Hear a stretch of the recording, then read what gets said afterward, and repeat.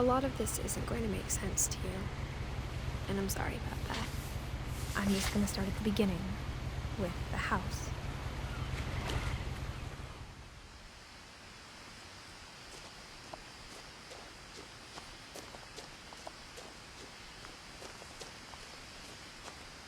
I lived here until I was 11, but I wasn't allowed inside half the rooms.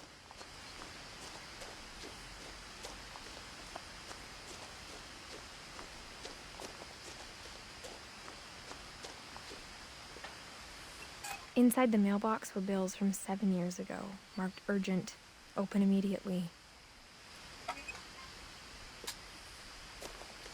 I hadn't been back since my brother Lewis's funeral.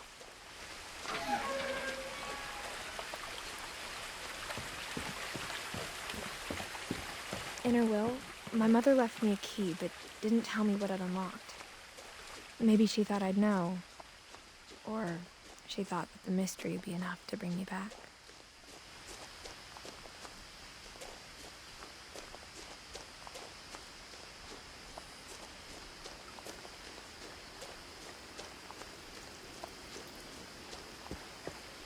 The truth is, even after I inherited the house, I never thought I'd come back to it. But now I had questions about my family that only the house knew the answers to.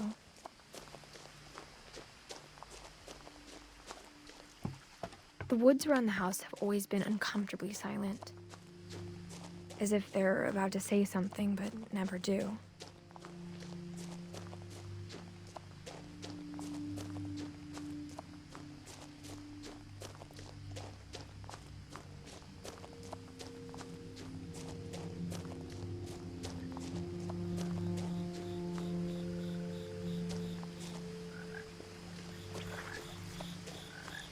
The house was exactly like I remembered it, the way I'd been dreaming about it.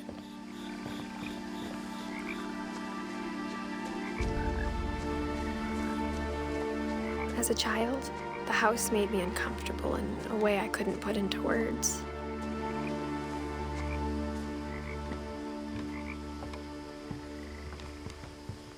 Now, as a 17-year-old, I knew exactly what those words were. I was afraid of the house. I hoped the key might unlock the front door. It didn't.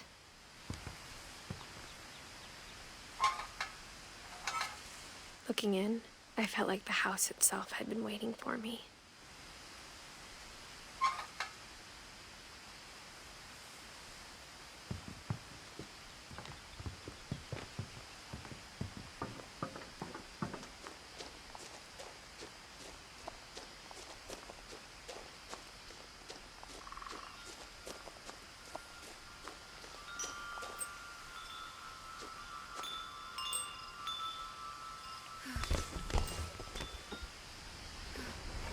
Crawling through the doggy door used to be a lot easier when I was 11.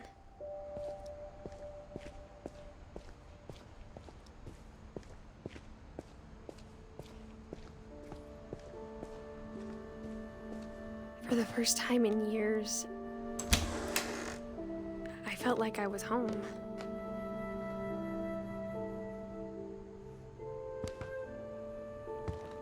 But instead of a family, there were just memories of one. Like how only one restaurant would deliver to our house, so we had Chinese a lot.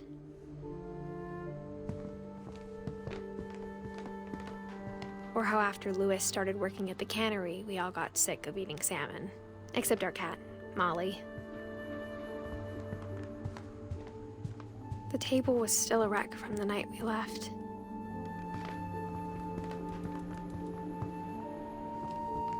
My mom was the only one of us who could imagine Great-Grandma Edie living in a nursing home. Nothing in the house looked abnormal. There was just too much of it, like a smile with too many teeth. Mom always told me to stay out of the basement, so I wasn't too surprised when the key didn't fit.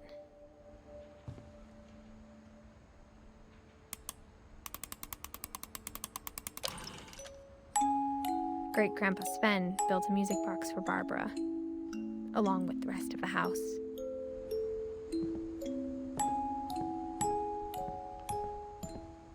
A lot of things got left behind in the whirlwind of that last night.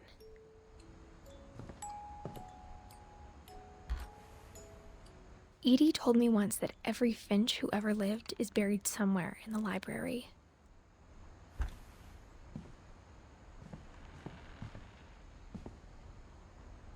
After Milton disappeared, Mom sealed up all the bedrooms.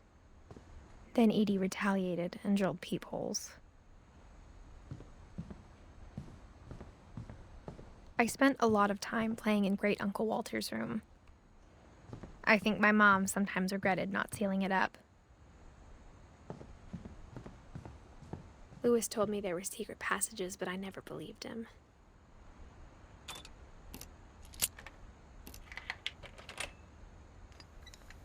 Turns out, my mom was really good at keeping secrets. Now it was time to find out what my mom had been afraid of.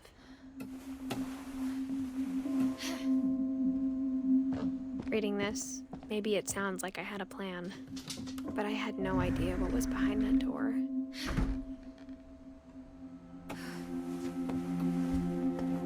Just like I had no idea where all this was gonna lead.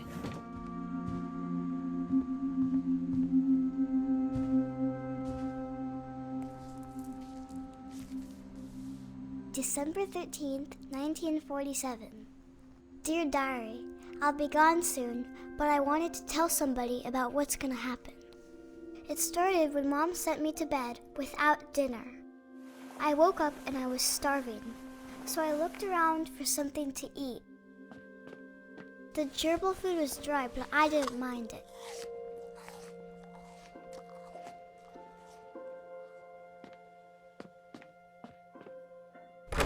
Mom, can I come out now? Sweetheart, it's late. Go to sleep. My Halloween candy was all gone.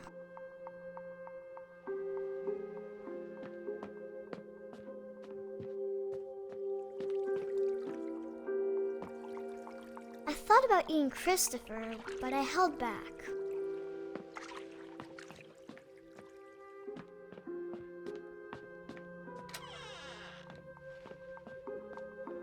I kept eating and eating.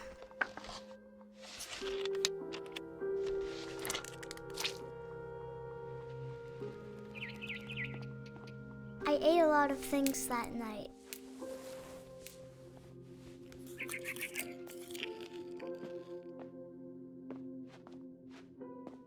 Then I heard chirping outside my window. It was a barn swallow going back to her nest. I reached out for her.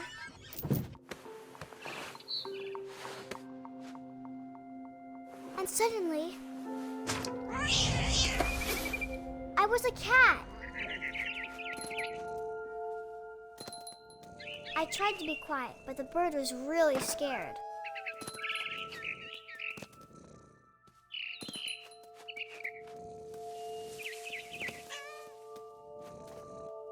Mom and Dad didn't even look at me.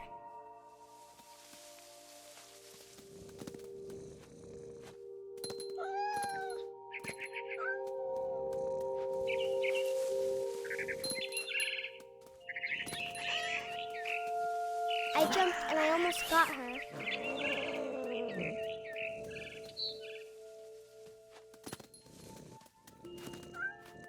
I could tell she was getting really tired.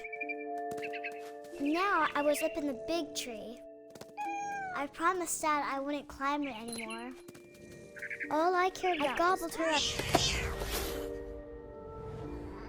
And suddenly, I was an owl.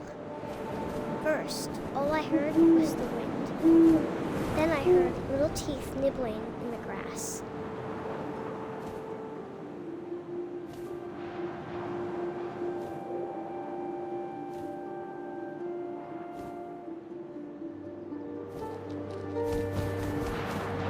Rabbits.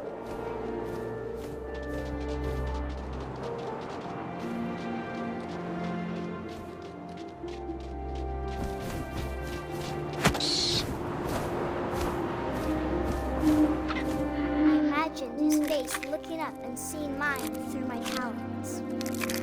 I swallowed him up and I didn't chew one bit. Then I flew off to find something bigger.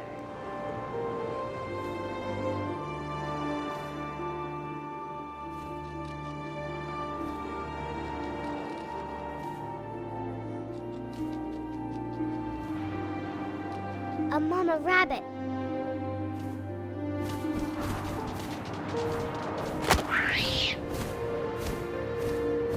She was almost too big to carry. I started choking, but I couldn't stop eating. And suddenly, I was a shark.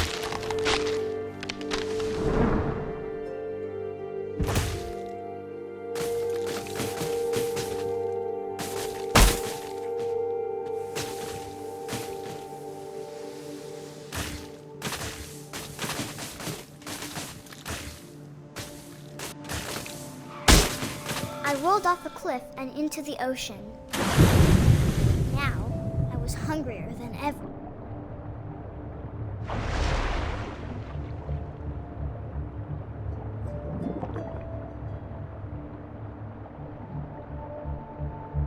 I wanted fat, juicy seals.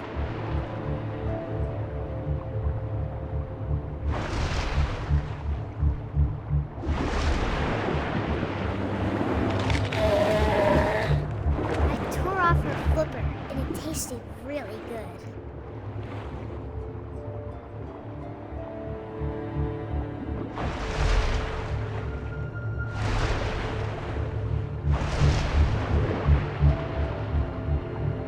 I grabbed on tight.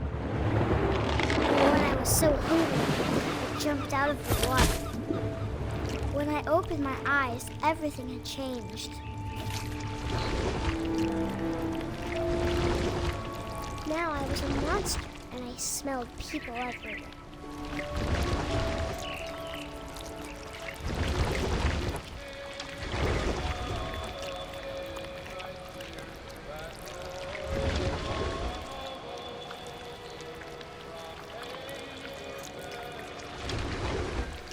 I was big, but I moved real quiet.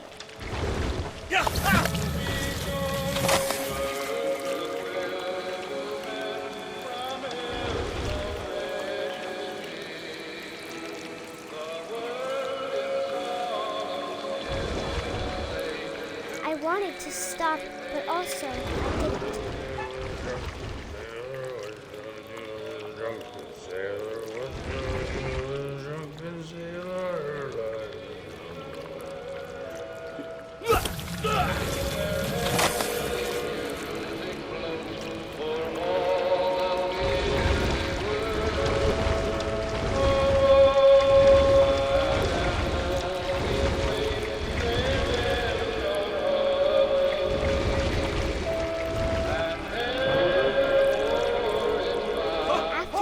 Passenger, I was still hungry. And to cross the water, I smelled something new. Something I had to have, so I swam towards it.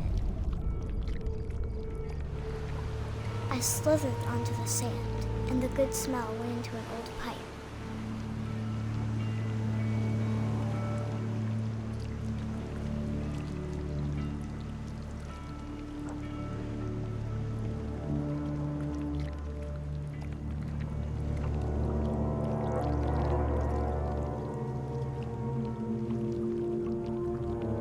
I got closer and closer.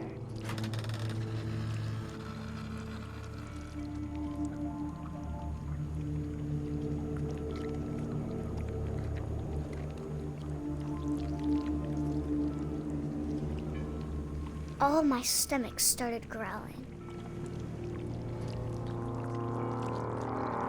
And suddenly, I was me again. I held my breath for a long time, but I couldn't hear anything. I think it's waiting for me to fall asleep.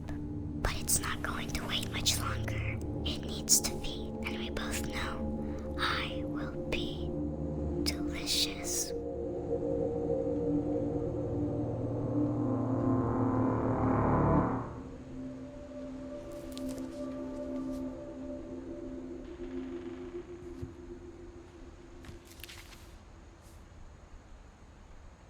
I'm not sure if I believed all of that, but I'm sure Edie would have.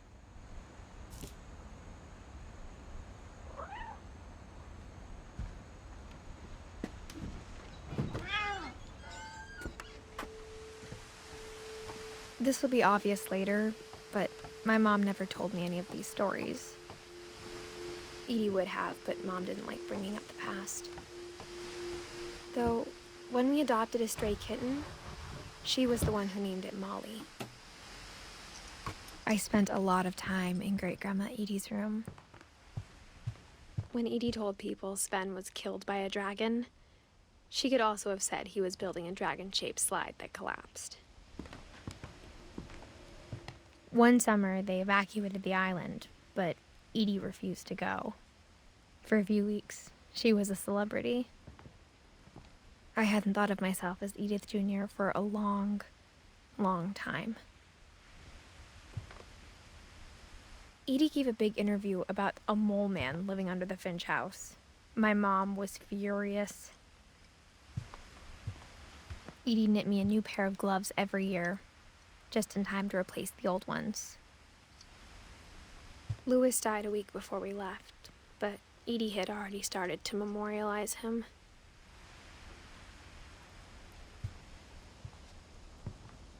Her room was like a museum. For 500 years, the Finches have been famous throughout Norway for their fortune and misfortune. Odin Finch buries the latest victims of the family curse, his wife Ingeborg and their newborn son, Johan. On January 7th, 1937, he set sail with his family and his house, hoping to leave the curse behind. But 40-foot waves off the coast of Washington send the house and Odin to the bottom of the sea.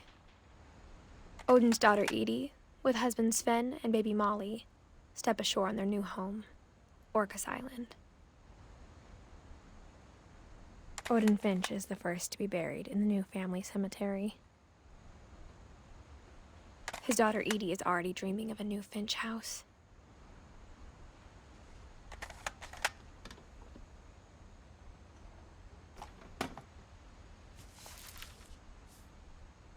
Whatever's wrong with this family, it goes back a long ways.